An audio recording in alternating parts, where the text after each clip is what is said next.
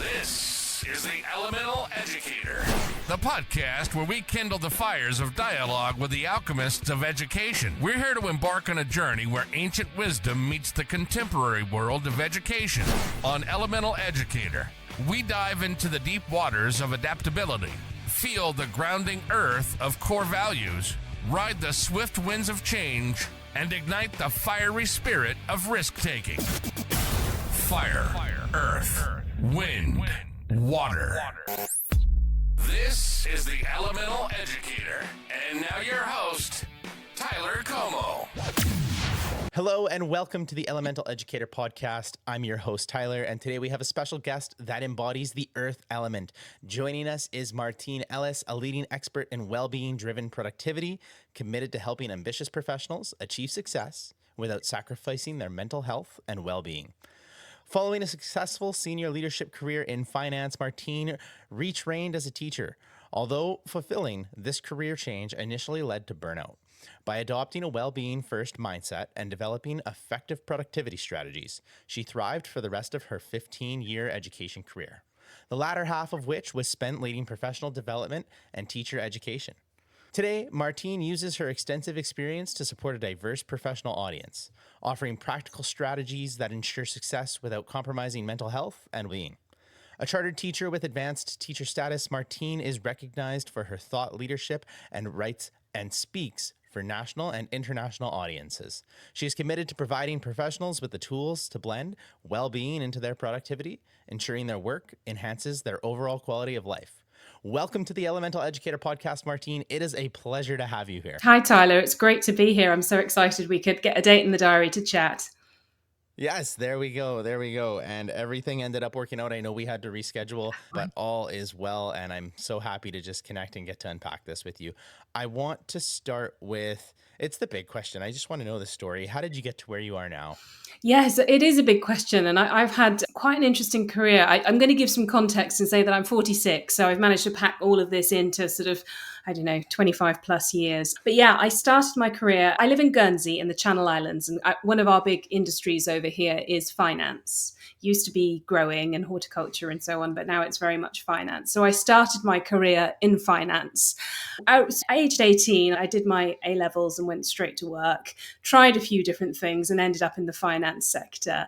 And I spent 10 years in finance. And by the time, the maths doesn't quite work out, but bear with me, by the time I was 30, I was director of multiple international finance companies. So to all intents and purposes, to the outside world, it really looked like I'd made it. I was, a 30-year-old board of directors. My co-directors were all male and considerably older than me. I had a convertible and a good salary, glass corner office. It was all terribly succession. So yeah, it looked like everything was fantastic, but something wasn't quite fitting for me. And it was quite hard to put my finger on what it was. And I know we'll pick up on this later on in the interview, but I realize now that the work I was doing in finance didn't quite align with my values. I was really mindful of answering the question, who am I helping? I had this deep-rooted desire to help people, and I started to feel that in my finance career, I wasn't really helping many people, and that's no disrespect to anyone who works in finance. That was very personal to me. So I started asking these big questions aged 30, and a few things all happened all at once. I'm not a big believer in fate, but actually some weird stuff was going on around this time because an opportunity presented itself.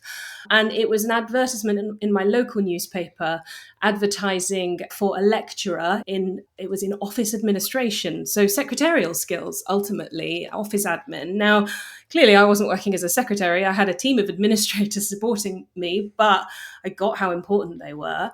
And I'd always been interested in education, in teaching. This wasn't the massive leap that it sounds like, because in my career, I had supported lots of people by training them, and I loved that. I did it because it wasn't really on my job description, because it was something I loved. And I had a little kind of train the trainer qualification. It wasn't a full teaching qualification, but it was enough that if I wanted to, I could apply for this 1-year maternity cover at our local further education college. I'm not sure where your listeners are tuning in from, but this is vocational education. So further education, meaning that we are training the engineers, the electricians, the hairdressers, the beauty therapists, the finance directors of tomorrow, So it was that kind of environment. And just so happened I knew the person on the advertisement, and I phoned her up and I said, crazy idea. Is this something I could do? Is this something that I would be a good fit for? She was like, yes, you need to apply. And so I did. I applied on a whim, and bizarrely, they offered me the job. I took the biggest career gamble of my life. I unshackled myself. My golden handcuffs were removed. I took a huge pay drop. I sold my convertible, and I started working as an unqualified lecturer in office administration. So that was a huge career move. And that first year was the biggest shock to my system that I could have possibly imagined. I'm not great with change, and we maybe will unpack why later on. But that first year I got horribly burnt out and really had to start thinking about how I could carry on with that career, but avoid that burnout, because I'd worked out that I loved it. I loved teaching. I loved education. It was where I was supposed to be, but something wasn't quite working. And they offered me a permanent position. So after that 1 year maternity cover, they were like, we want you to stay, Martine. And I'm like, okay, I want to stay too, but I'm going to have to do something differently. And that's where my kind of journey into well-being-driven productivity started, this notion that you have to prioritize your well-being in order to get anything done. We'll dig into that in a sec, I know, but I spent 15 years at the college. I told you I didn't really like change very much. So I built a whole new career in education at the college. So where I went for my 1 year maternity cover, they kept me, it was 15 years. I left in October last year after this 15-year career. My position there was head of professional development and teacher training. I did all sorts on the job. I got my advanced teacher status. I did a master's in education and really built a whole new career that did align with my values for certain. And here I am today. So I left October last year. I work part-time for a charity, leading education for them, but my main focus is working for myself. And my business is helping other people learn how to prioritize their well-being and get things done. So I'm interested in helping people, particularly in high energy careers, because I think that's what teaching is. Training is really high energy and exhausting. And I think learning that balance and not being afraid to put yourself first is what I'm really passionate about that. So I do that through my training and coaching and education products. Wow, that was a long intro. Tyler, have I covered everything? What an incredible story. It's your story. So if you feel like you've covered it, I'm happy to continue on. It is an incredible story though. And it resonates with me when you talk about, Martine, when you were an accountant and it wasn't that fulfillment that you were fully feeling. Before I got into education, I did a Bachelor of Science and my goal was to get into physiotherapy, maybe become a nurse. And I thought this was cool. I like the idea of it. And I did the little trials. I did some, I want to call it a ride along, but No, I know what you you're not mean. really riding along with them. It wasn't fulfilling. I didn't get the same gratification that I did as when I was coaching tennis at the same time. And I loved getting to be a part of the education world. And that's what steered me, was my core values, my earth. And I'm so looking forward to unpacking that a bit more with you, because earth represents our core values and it's the foundation of our decisions. Along this journey, you're mentioning your own path of self-discovery where your core values transitioned somewhere, and maybe they weren't aligned with high-powered finance, but they transitioned to a career in education. How did these values drive you that way, and how did you come about discovering them? I love this question because I, up until fairly recently, hadn't articulated my values. I hadn't really attached words to them. I intrinsically knew that I had values and there are certain things that were important to me, but I'd never, it must have been about a year or so ago that I did a values exercise to start articulating what these things actually were. And I knew them. It was just, so if anyone's listening and thinking, yeah, no, I don't really know what my values are, just attaching some words, like 3 or 4, are really helpful. So I love this question because it got me thinking about my values and how that kind of intertwines with my journey. And I think there's one value in particular that leaps out at me that's all around this transition, and it's the value of service. When I was sitting in my glass corner office in my finance director role, I was asking myself, who do I serve, and what am I giving them, and how does that feel for me as well as for them? And it was that value that drove the change, because I then moved into what I consider to be a high service related role, in the sense that I was serving students. I was using my experience of running an office and being a director of a finance company to help them understand where they would fit into that when they started their careers. So I was serving them. But then it's not just service to others. When I had my experience of burnout, what I recognized then was I wasn't serving myself. So I was so busy focusing on everybody else and making sure everyone else was helped, that I wasn't helping myself. And that was a big kind of turnaround. The value is the same, service, but in order to serve others, you have to serve yourself and make sure you're in a good place. So I don't know if that entirely answers the question, but I would say that's the value that drove the transition.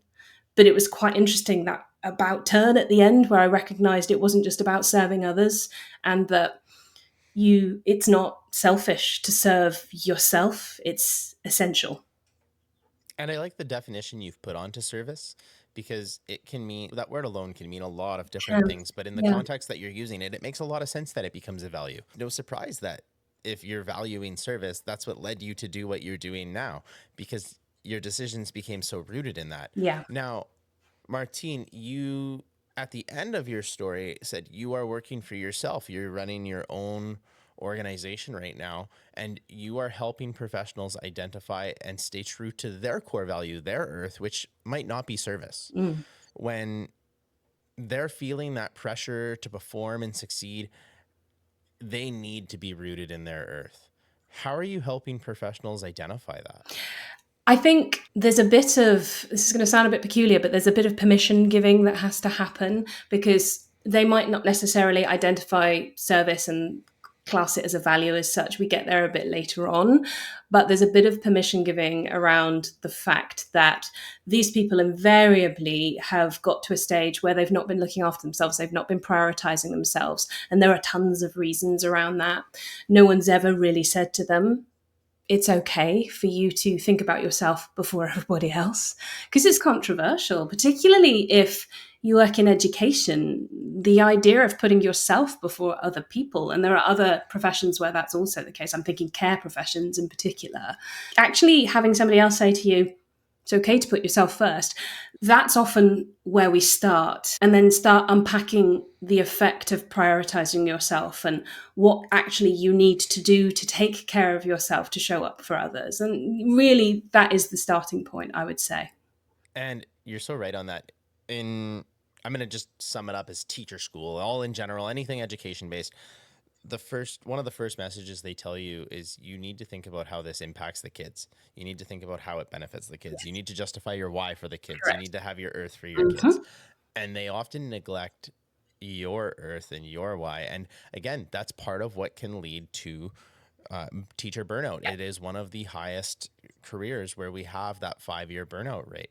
In your view, why is it essential for educators and leaders to ground their work in these strong personal core values?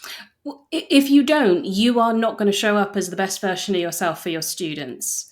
And so therefore, to me, it's quite straightforward. If you don't look after yourself, you can't, to the best of your ability, look after other people. The word after are a bit broad there. Do you know what I mean? I'm not talking about it on a sort of care level, but you can't lead by example if you're not caring for your needs first. You can't show up in the classroom and give 100% if you are not functioning at 100%. If you push yourself to 100 and you aren't genuinely there, you are going to get burnt out.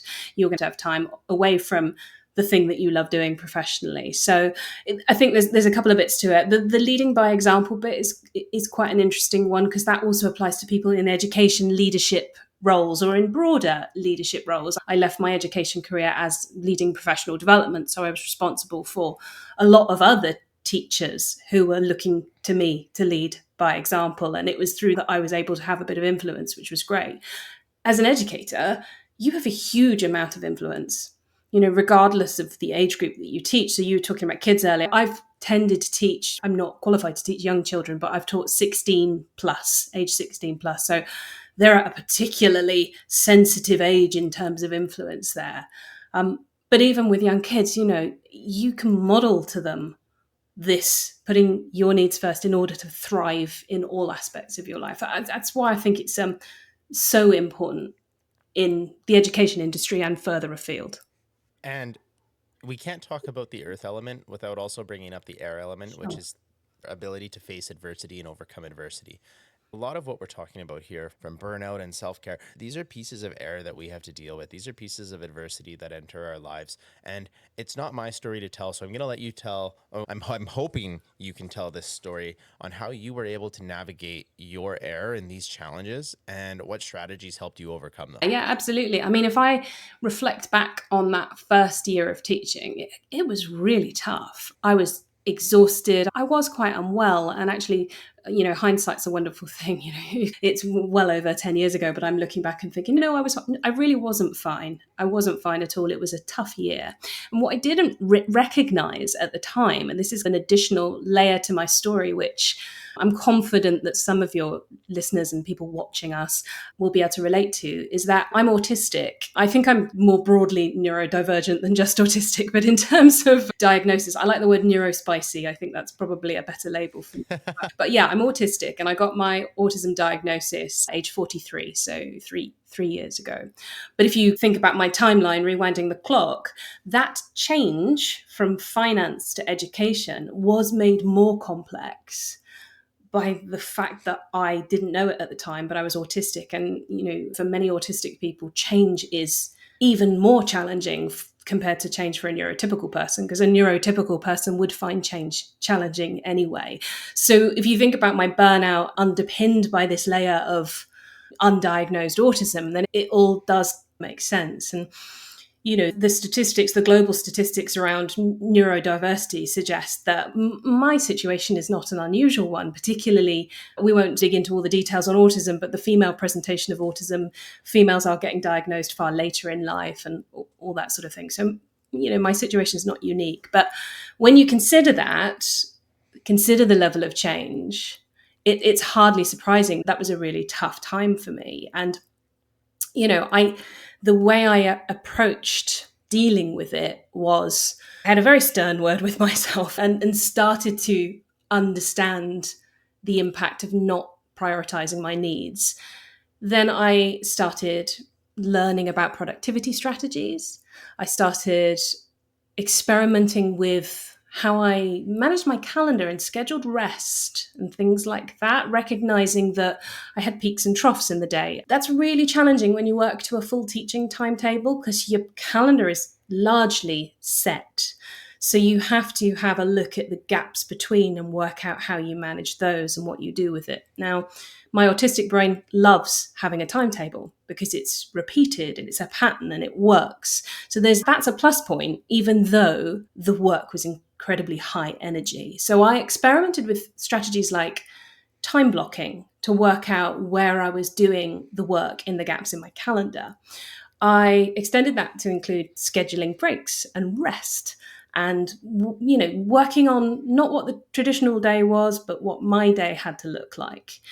Really challenging on a full teaching timetable. Interestingly, as my career in education developed, because I took more of a management leadership type route, I ended up teaching fewer hours, still teaching because I was really passionate about it, but having some management responsibilities in there. And that day balance worked far better for me, my brain, my needs. I did all sorts of things. I'm going to recommend a book, actually. I don't know if you or your listeners have come across Cal Newport's book, Slow Productivity. I highly recommend it. This book wasn't around at the time that I started exploring these strategies, but a lot of what I was doing is reflected in Cal's quite recent book. So it's a huge recommendation from me. His approach to productivity is more about focusing on fewer things and zooming in on the quality and not having a million things on the go all at once. So quality, slowing down, focusing on fewer things, completing them ultimately more efficiently, and then getting on with other things. I used focus strategies. I introduced a weekly review, which I think is a cornerstone of this wellbeing first approach. So I did lots. I leaned on my colleagues in a sort of positive way. I asked for help and I had a mentor, and, all of those things helped me get through that second year and learn to progress through my career in education. There's a lot there. There's something to debunk, and it sounds like a wild claim, but it's not that wild. And it's that routine doesn't mean anything if it's not rooted in that value still. Yeah. And so you could have the best repeated plan over and over again because people like structure. Yes. But if there's no root for it, over time, it's going to deteriorate on its own. There's going to be flaws. There's going to be gaps. It's going to cause discomfort. For those that are listening, we will link that book in our description of our show notes as well. So if you are curious, make sure you go check it out there. Now, you have talked about this a little bit, but you've not only shifted from the career of finance to education, you made another shift from education to then your own organization. And these are tough things to do. Yes. You've talked a little bit about the strategies you've made to stay true to your values and really rise to that challenge. I'm just hoping you can expand a little bit more on how you were able to rise above and see these as opportunities. Yeah, I think there's a lot of thought that goes into these big changes that I have made, or at least this transition from education to part self-employment. That's a really important aspect of this change, actually, because I think I learned from that initial dramatic change. So finance to education, pretty dramatic. There was a lot of thinking, but in a very short space of time. And that transition was tough. So I think this second big transition from education to part self-employment, I slowed down and thought about this change a lot more. So I'm very reflective, as all educators are. I'm highly reflective. And I learned from that first experience. And so there are certain things that I've done to make the transition fit me better. And an example of that is I am partly self-employed. So my employed role at the moment, I work for an autism charity, which is wonderful, meaningful work, very much rooted in my skills, but also my values and giving back and so on. So that's an arrangement for a couple of years. It's a contracted role to allow me some time to build up my self-employed work, my freelance work, my business. So that's really strategic and thought out, and has allowed me, because doing two different roles at the same time is challenging from a scheduling perspective. So all of my kind of careful calendar management skills and my time blocking comes in here. One thing that has really helped me, like this is a very much rooted in reality type thing, is not only calendar blocking or time blocking, but being really mindful of my different contexts. So I try not to context switch too much. I do 3 solid days or 2.5 solid days or whatever in my employed job. And then the rest of the week is very much my self-employed job. So I'm not doing a couple of hours for the charity, a couple of hours here, So I reduce context switching. So my brain only has to focus on one specific role. But yeah, I think reflecting, learning from experience, that has helped me manage this second transition far better. And one of the key differences is I've had my autism diagnosis, so I am aware now of specific things that I find difficult and why I do. So awareness is a wonderful thing, isn't it? Knowledge is power. Absolutely. You can support yourself so much better when you know stuff. Yeah, a little bit of clarity can go a long way. And I love this response because we get to transition from the air element to a bit of the water element for me, which is how we implement change and through our fluid dynamics. And it's our adaptability and it's our ability to respond. And what you've done in not just your first transition, but your second transition is respond and go about change and take part in leading change. How did you develop and implement this concept of well-being-driven productivity in your professional life?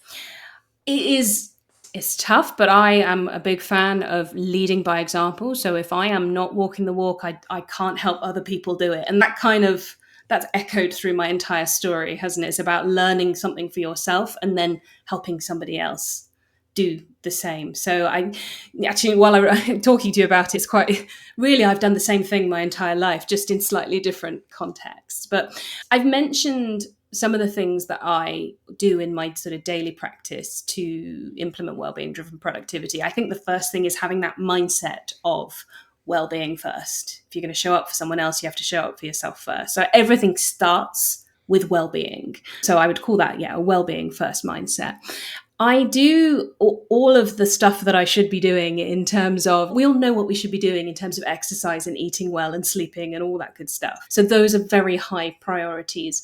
Sleeping is a very high priority for me because, and this is autism related, life is utterly exhausting. Interestingly, this is a side note, do bring me back if we need to. I've just recently got myself a Garmin. This is not an ad.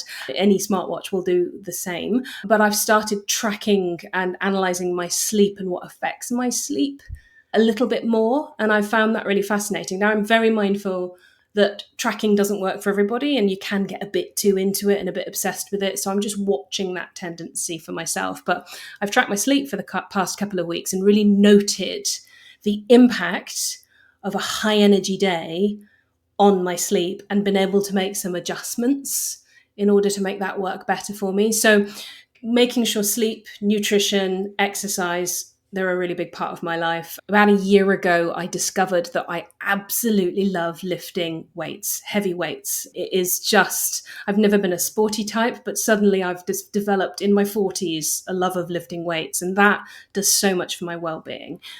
And also my productivity, because if I've worked out in the morning, I've got more energy throughout the day. I can crack on and get stuff done. I really recognize the days where I haven't stretched myself in terms of exercise first thing in the morning. So I mentioned time blocking, avoiding context switching, doing fewer things, getting those done, and then moving on to the next things, not having a million things all going on at once. And that was very much the slow productivity reference I made earlier. Identifying the conditions that need to thrive. So this is, you're seeing, for those watching on video, you're seeing my home office behind me. I work from home the vast majority of the time. That suits, I know that's a privilege in many ways, that suits my needs. Particularly, I can't work in like a shared office or a shared workspace. That doesn't work for me from a focus perspective. So knowing that about myself and making that a condition of how I work is really important. I mentioned I might be neurospicy earlier. I have focus struggles. So there's definitely a little bit of undiagnosed ADHD in there, I'm quite confident. But I have strategies. I use earplugs that block out most sound to help me focus. I have certain types of music I like to listen to while I work.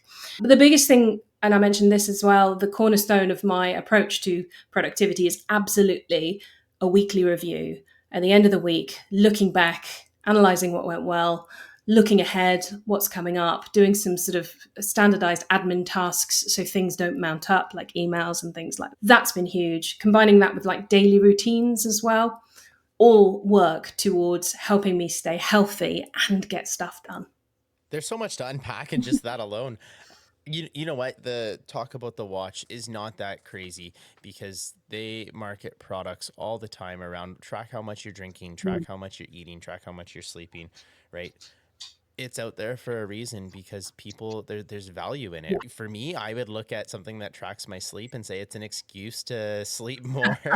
In dad life, that's something that you're just not capable to do right now. But maybe I need to consider that and try to convince my partner, hey, I need more sleep. My watch is telling me I need to rest a bit more. And it works. Something that I'll try it out. And Martine, something that I really love about what you do is you talk about well-being holistically. We're not just focusing on the mental and the spiritual well-being, but when you mention your weightlifting, you're also bringing in the physical well-being, and the sleep is the physical well-being, because you have to be well holistically. Yes, 100%. To do well to others. Yeah, absolutely.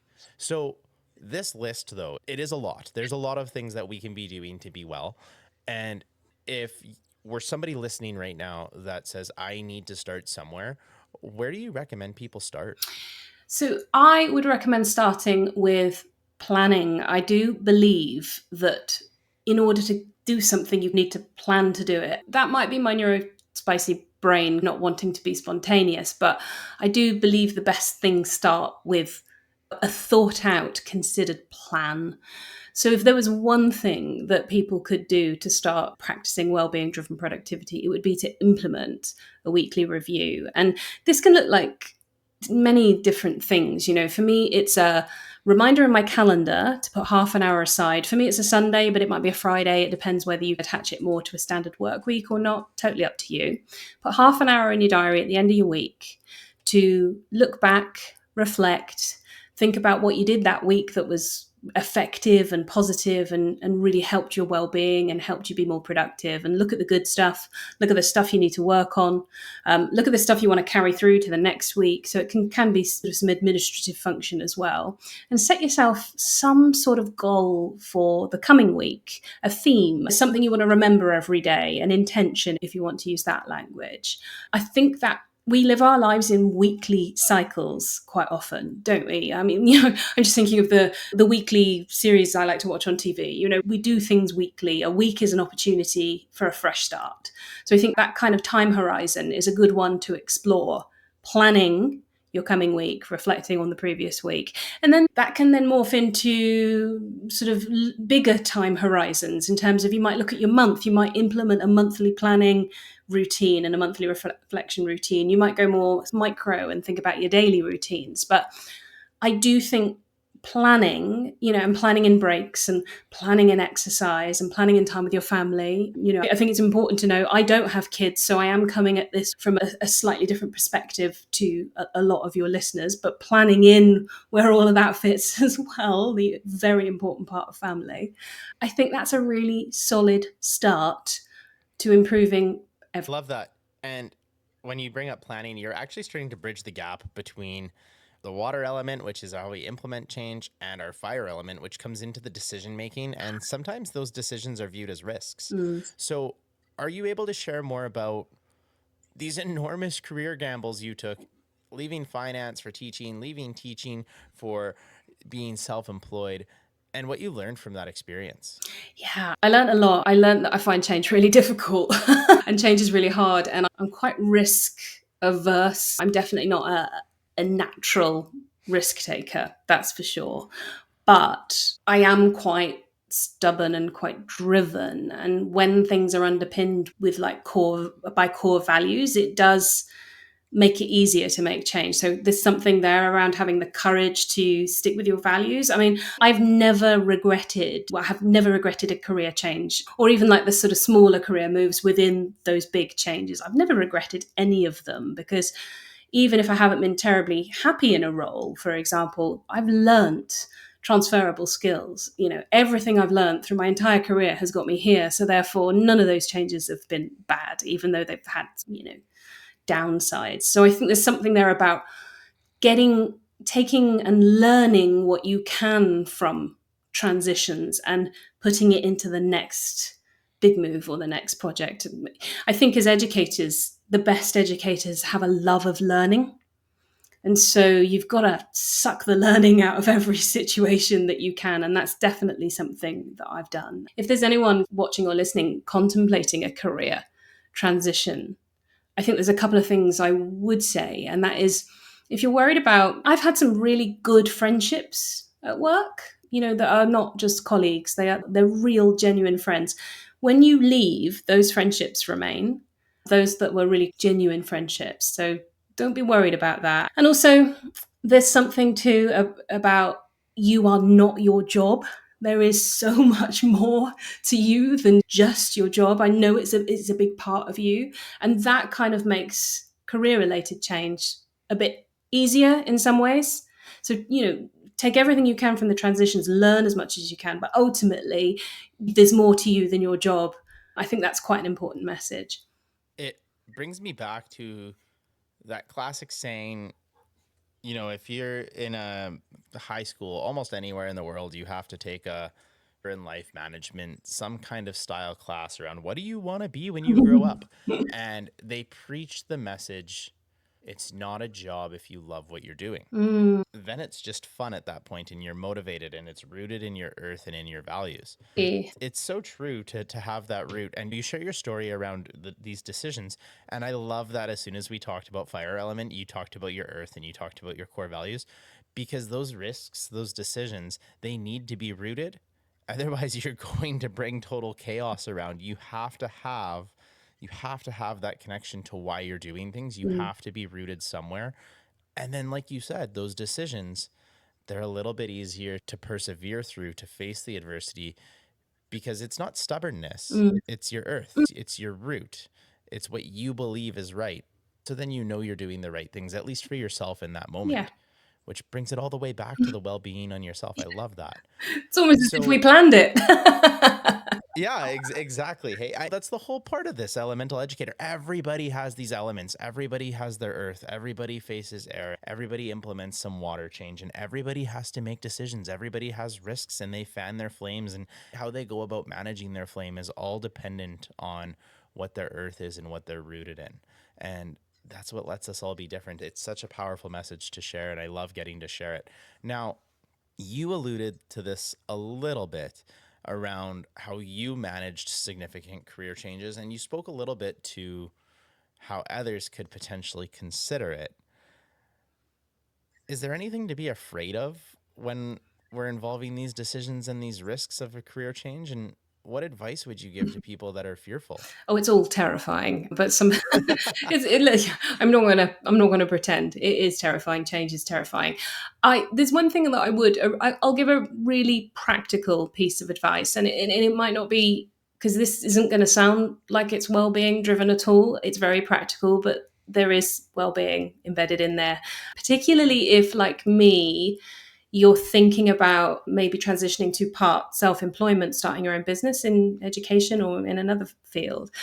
And that is to really think about your kind of magic number, how much you need to earn on a monthly basis in order to live comfortably.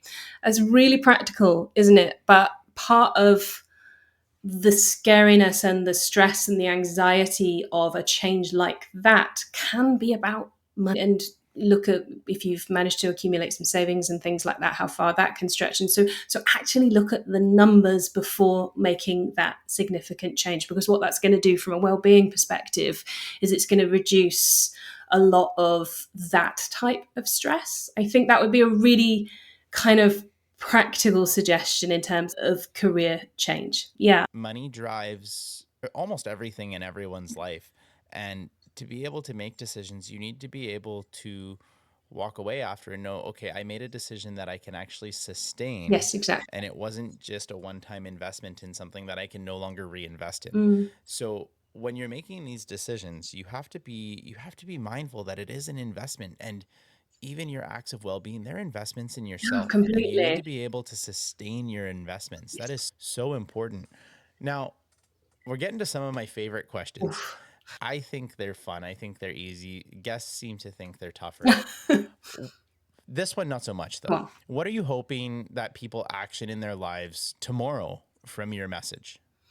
Yeah, I like this question. And I don't want to sound like a broken record, but weekly review. That's what you need to do. You need to put it in your calendar. You need some time for yourself to review your week and plan the coming week, because everything is going to need a plan. I love that. And Martine, what does your future look like? It'd be great if I had a plan, right? So I've got a bit of a kind of timeline of about 18 months to work out quite, how self-employed life is going to pan out for me. I'm really hopeful that in 18 months I'll be entirely working for myself and, making a living through designing education products and coaching and training in various organizations about well-being driven productivity, like a kind of a real mixture of delivering training, working one-to-one with people, and also doing the kind of nerdy behind the scenes designing education products. And I'm working on some really exciting online courses at the moment, except they're very small chunks of online courses because nobody has time to do big online courses at the moment, So just designing and creating things that people really need that solve very specific productivity and well-being challenges. That's what I'd like to be doing. When those come out, send them my way, and I'll share them with our listeners as well, because I'm sure we have some people that would love to take part in that. Thank you. Speaking of the listeners, though, what advice would you give to anyone that might be struggling with adversity? Oh, that is a tough one. And because it's a tough question, I'm going to respond with a bit of tough love, with your permission, if that's okay. And absolutely. Ultimately, I don't know who said it. I would butcher the quote anyway, but the only person whose behavior you can change is yours. So you are going to need to take some ownership for making some positive changes. And that's really tough. And I know, particularly if you are in a terrible situation, particularly things sort of mental health challenges and things like that, I get it. One really tiny step is the start of whatever that journey looks like for you. So it's do just one thing, just one. You don't have to do a million. You don't have to do it all in one go. Everything starts with one thing, one tiny step. So yeah, I guess my advice, and it is tough, I know, but just take one step. It's so important because when I ask that question, it's the air element. How are we facing with our air? How are we facing with our adversity? Your response isn't as tough as you think because you're saying you need to know your earth. You need to know your why. You need to know who you are and what you're rooted in. But that's true ubiquitously. Yeah. We can't interact with adversity if we don't know how we want to interact with it. It's just going to overwhelm us and pummel us down. So thank you so much for sharing. Martine, how can our listeners get in touch with you if they want to learn more? I'll make it nice and simple. I'll just give you my website, which is martineellis.com. And you can find all of my social links, my email newsletter, all of those good things at martineellis.com.